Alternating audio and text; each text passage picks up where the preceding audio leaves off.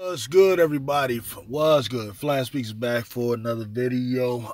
In the past, when I've done these type of voiceover videos where I will check whether it's fact check or put my ideas up against what a talking head is saying, I've been focusing on national guys. You know, the Skip Baylesses and the Stephen A. Smiths. These are probably the top guys. Also, if you check, I've voiced over Jason Whitlock in the past, as well as his replacements Wiley and Acho, as well as Shannon Sharp and Skip Bayless.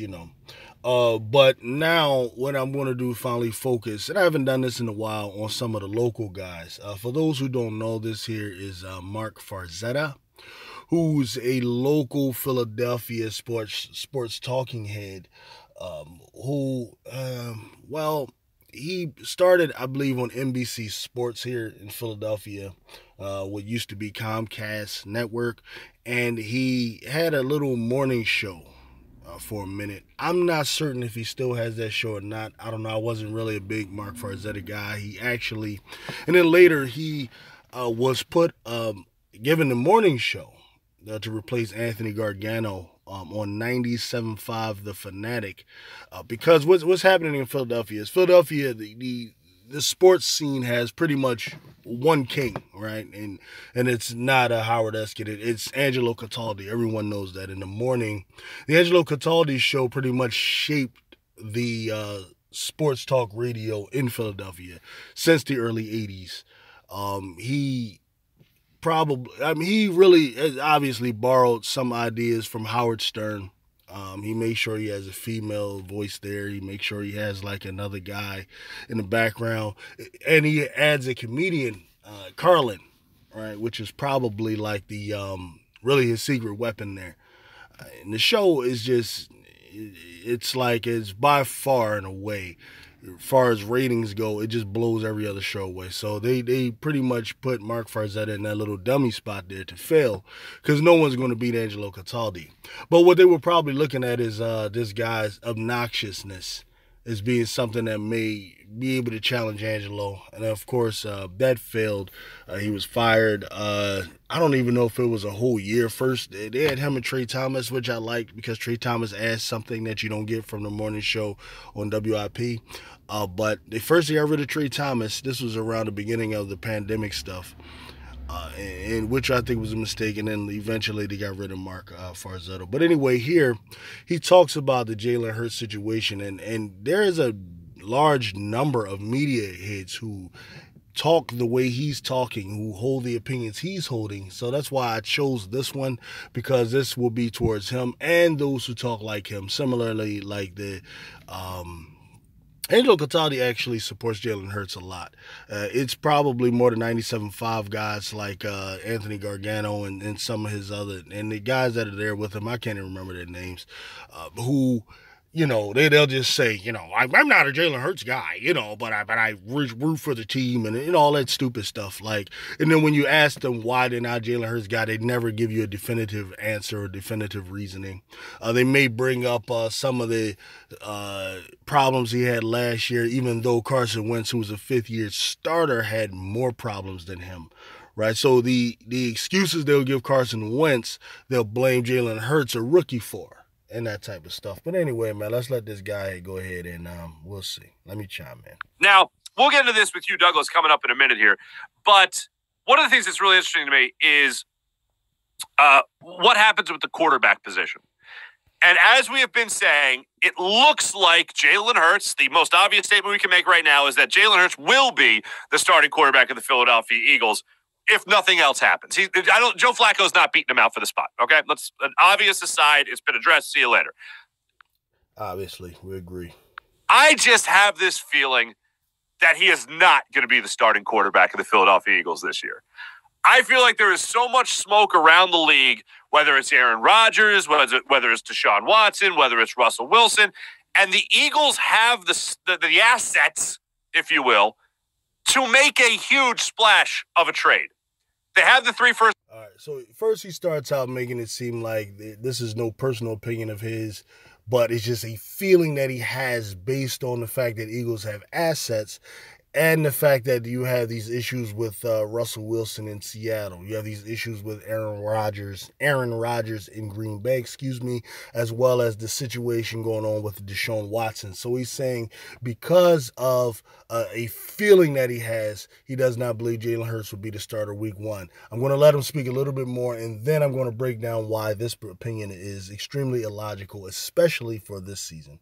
Round picks next year, most likely. And even if not, even if it's only 2 first-round picks and a second-round pick, if that Carson Wentz deal doesn't flip with Indianapolis, you still have a nice haul here to fork over for Deshaun Watson, Aaron Rodgers, or Russell Wilson, whoever it might be in the NFL.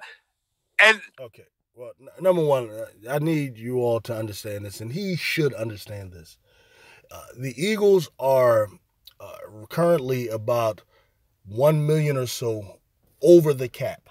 And as we know in the NFL, they have a hard cap. It's not a soft cap. You cannot go over the cap and pay a luxury tax because they're over the cap. Deshaun Watson is a quarterback with a contract that pays him upwards to $40 million a year.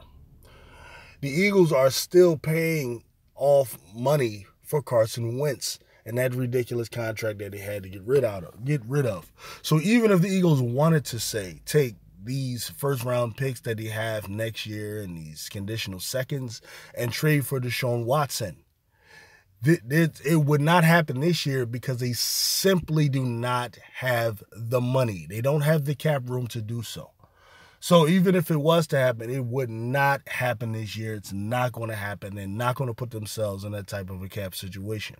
This is besides the fact that we don't know what's going to happen with Deshaun Watson's contract situation. Russell Wilson, it seems like he and Seattle are going to work it out. He's going to stay there.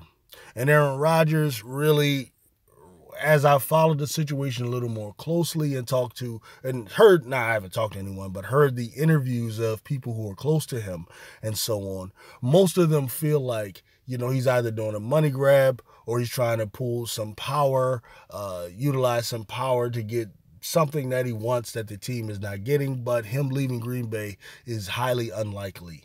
Though he may be putting out these statements that he's not coming back, it just really isn't always that simple.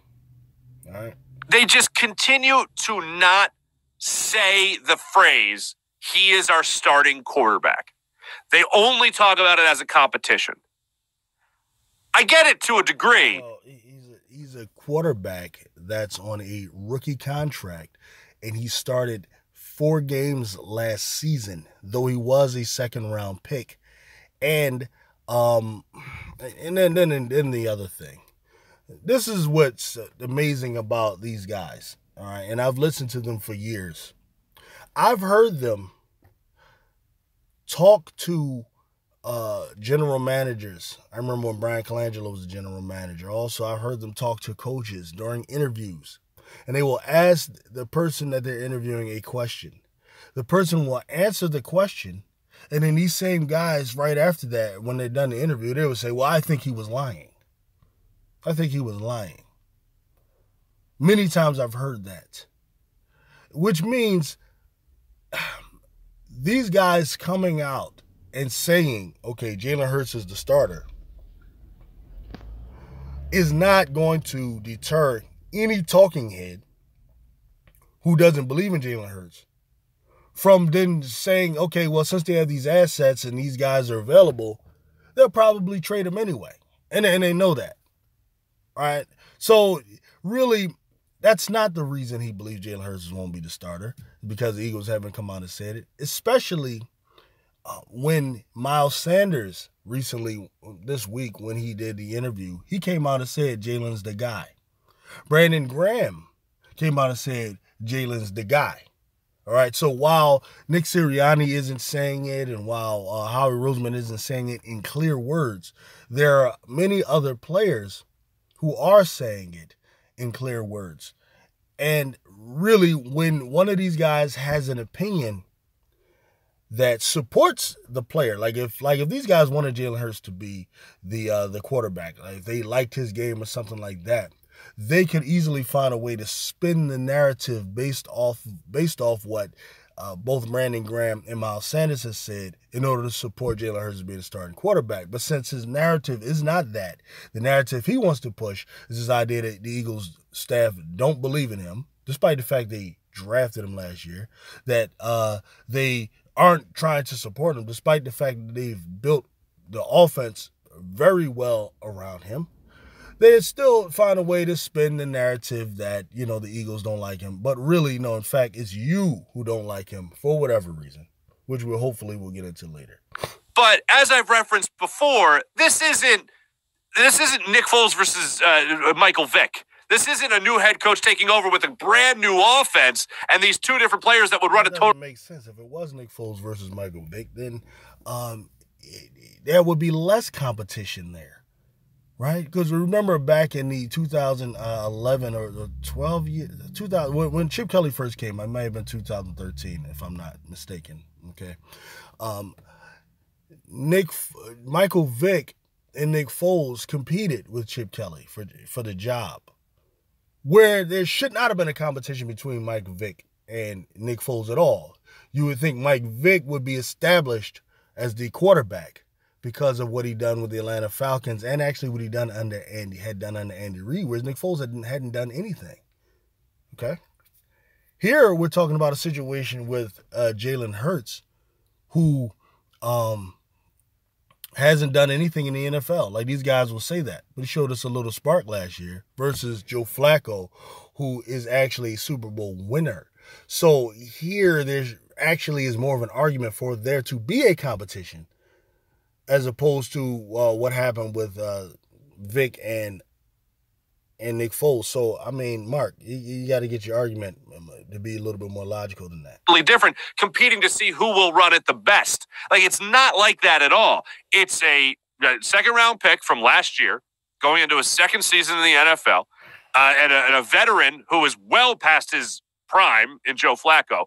And it's a guy that could have very much disrupted this entire franchise, not by any fault of his own in Jalen Hurts, but because the franchise decided to draft a quarterback in the second round when you had just signed your franchise guy in Carson Wentz. So it's a much different scenario. The only reason they're not... The difference is that Jalen Hurts is much more...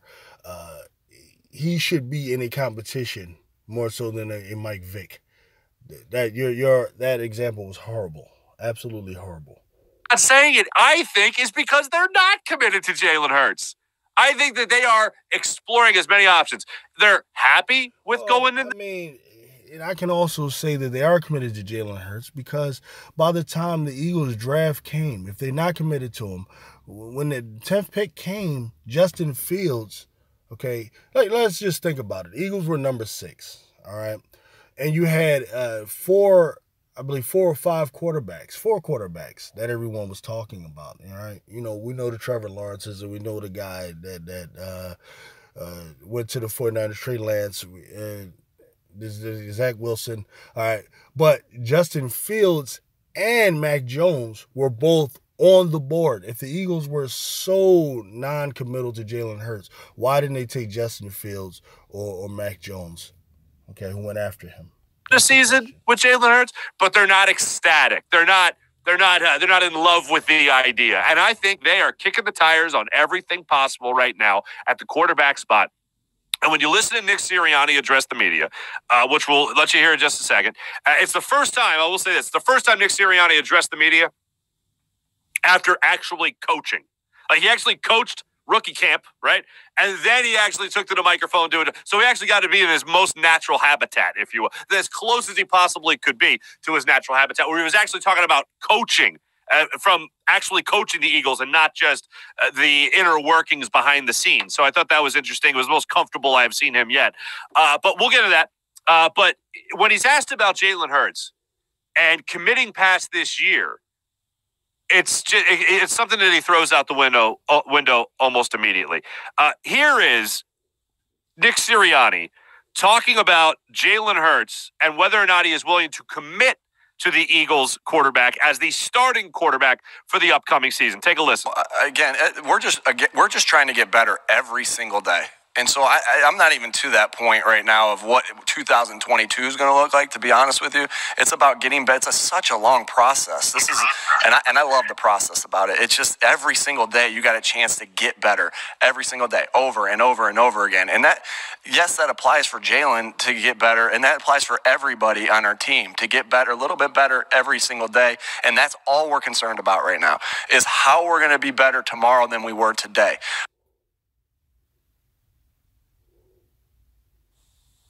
That's just a long way of saying, nah, I don't know.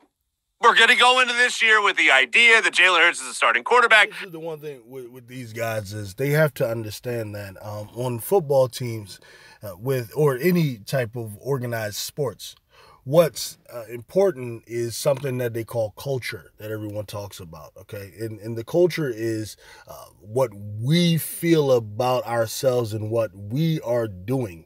There's a serious groupthink with team sports.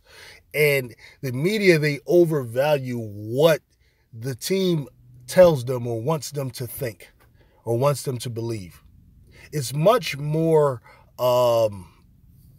reliable to take, like, for example, a Miles Sanders word and a Brandon Graham's word and their feeling about how they believe Jalen Hurts is the guy over what, like, the coach will say, right? What's mad, because it tells you the coach is obviously telling, it's possible the coach is telling the team something different than what they're telling you. But what they want Jalen Hurts to do is to be on notice, and also they're probably a little bit afraid of what they built in the past with both Donovan McNabb and Carson Wentz. When Carson Wentz was named, the starter, who would be the starter for the next 10 years and so on, before actually doing a whole lot of things to earn it, we actually heard, a number of things coming from the locker room. Some stuff I believe, some stuff I don't know, but the issue was there were problems there. Whether you agree with Carson, whether you agree with the team, it really doesn't matter to me, but there were problems. And many people say that Carson wasn't held to a standard of accountability. There was no accountability there. And it could be that the Eagles brass are trying to defend against that with Jalen Hurts, or it could be, as he's saying, they're not committed, this and that. And I'm saying, if that's the case, then why didn't they go at Mac Jones or Justin Fields? Obviously they're not afraid to just draft quarterbacks, if they did that with Carson Wentz. But these guys, because he doesn't like Jalen Hurts personally, what he wants to do is try to take and project that on the Eagles and think that the Eagles feel that way. And we'll get to that once he really starts getting into the meat. But it's up for grabs. We're okay with him going into it, but we're not in love with the idea of him going into it. It's not a matter of the quarterback for the foreseeable future. It's a matter of being the quarterback maybe for this year. And if that's what happens and he goes out there and plays really well, then guess what? We might even have more of a haul to go out there and get a pick that we want next year. I think the Eagles' dream scenario, in all honesty, other than Jalen Hurts looks like Patrick Mahomes and they win a Super Bowl, whatever. Other than that, I think the Eagles' dream scenario is that Jalen Hurts goes out there and plays well. Not Pro Bowl level, not great, but good enough to maybe up the ante in a possible trade down the line. This is the stupidest thing I've ever heard, and I see why this guy lost his job. He said he hopes that the Eagles, he thinks the Eagles hopes that he plays well. They don't hope that he plays great. Their dream scenario is that he plays well so that they could trade him. Trade him for what? Trade him for what? Do you believe you get a first-round pick for Jalen Hurts if he plays well but not reaches a Pro Bowl? No, you already traded a second-round pick. So obviously, even if he played well, trading him for a second-round pick would not be good enough. You would actually need a one or multiple number ones. And if he's worth one or multiple number ones, then you would keep him because those guys just don't grow on trees. Right? This is like the stupidest thing. And it's clear he personally, Marc Farzetta, don't like Jalen Hurts. And what you're trying to do is project that on the Eagles. This is very clear. Another team will know they're getting at least a serviceable young quarterback that can grow, along with a couple of other picks, and maybe the Eagles could bring in another haul. Okay, so you're saying they'll trade Jalen Hurts, who's serviceable, along with some other picks. This is a waste of my time, actually. That's Deshaun Watson, maybe that's Aaron Rodgers, whoever it might be. I think the Eagles' dream scenario right now, and most likely scenario, is that Jalen Hurts goes out there, plays well this year, and then they're able to flip him in a trade for maybe something better down the line. I think that's what the Eagles might have up their sleeve. But here's what's contradictory. And it's a half joke is what it is.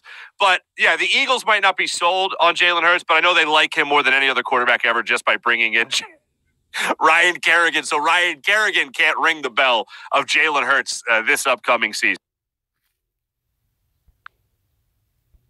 The integrity of the league, because